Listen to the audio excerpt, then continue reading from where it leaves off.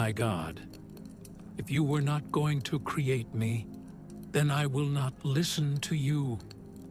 Or you should not have written this fate. It is said that Israfil will blow the trumpet twice. With the first blast, the world will tremble. With the second, everything will come to an end. But for those who lived in Baghdad in 1258, the apocalypse had already begun. The name of that apocalypse was Hülagü Khan. At that time, the Mongol Empire was ruled by Möngke Khan, the grandson of Genghis Khan and the absolute sovereign of the empire.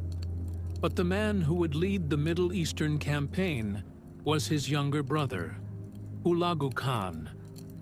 Hülagü, a commander infamous for his brutality, feared yet admired by his soldiers. His discipline was iron. His decisions were final. Mercy for those who surrendered. Annihilation for those who resisted. Möngke gave his brother clear orders. Iran would be brought completely under submission. The assassins would be eliminated. And the Abbasid Caliphate would be erased from the map. The target was not merely land. The target was a civilization, a minor apocalypse. When Hülagü began gathering his army, Mongol law was enforced. 2 out of every 10 men within the empire's borders would join the campaign. And it was not only Mongols. Soldiers were also drawn from the Georgian and Armenian kingdoms. This was not a simple raid. It was a march that would determine the fate of an era. The first targets fell easily. The Atabeg of Luristan was crushed. Then came Alamut, the legendary fortress of the assassins, feared for centuries. Its walls collapsed.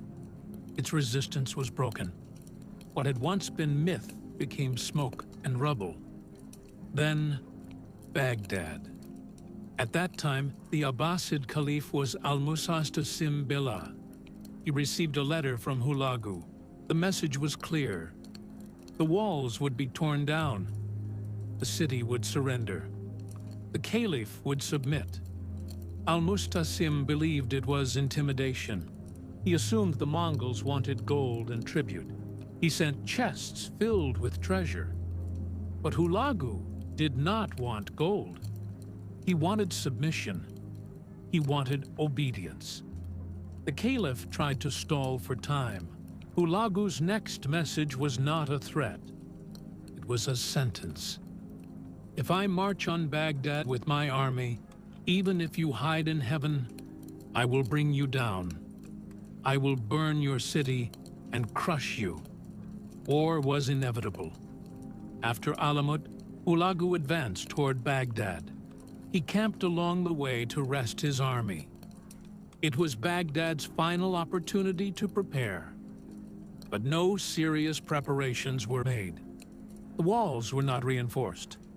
No meaningful military alliance arrived. The Caliph believed.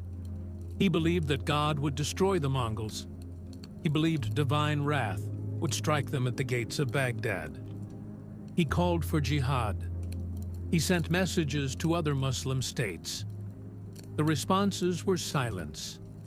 On January the 22nd, 1258, the Mongol army stood before the walls of Baghdad. Nearly 120,000 men, an army like a storm of dust, an army of doom. The Caliph was advised to flee. He chose to stay. He believed Hülagü would not harm him. He was wrong. The Mongols surrounded the city from 3 sides. The siege began with catapults. Massive stones struck the walls. Each impact echoed like claws tearing into the heart of Baghdad. Days passed. Arrows, steel, fire, stone. On February 7th, a massive breach was opened in the walls. Abbasid soldiers panicked.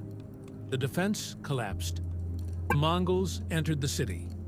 Baghdad was overcrowded. Refugees from surrounding regions had sought shelter inside its walls. The disaster would be even greater because of it. Resistance erupted. Even civilians armed themselves. It did not matter. For days, for weeks, Mongol soldiers roamed the streets. Old, women, children, no distinction. Streets flowed with blood. Al-Mustasim was hiding. Eventually, hoping to stop the slaughter, he surrendered. He still believed he would be spared. He was gravely mistaken. Hülagü's true objective was not only the city, it was the legendary treasury of the Caliph. Under pressure, its location was revealed. Once the treasure was secured, the Caliph no longer had value. But in it, according to Mongol tradition, noble blood was not to be spilled.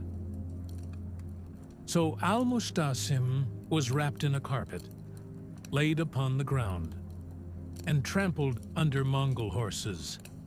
The Abbasid Caliph died beneath the thunder of hooves. The walls of Baghdad were destroyed.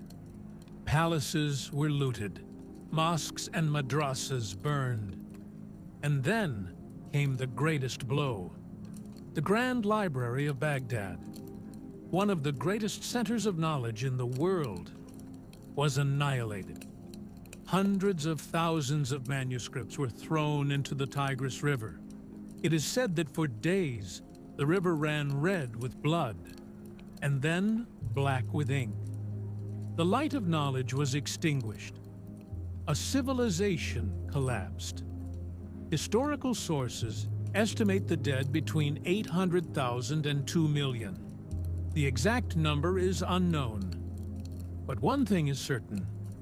In 1258, it was not just a city that fell. An era ended. And on that day, the trumpet of apocalypse had truly been blown. Don't forget to like the video and subscribe to the channel. History is not just dates and names. It is the story of civilizations rising and collapsing. Was the fall of Baghdad inevitable? Or could history have taken a different path? Share your thoughts in the comments. And tell me, which historical catastrophe should we explore next? Because sometimes, history is not written in ink, but in blood, and in the silence of those who were erased.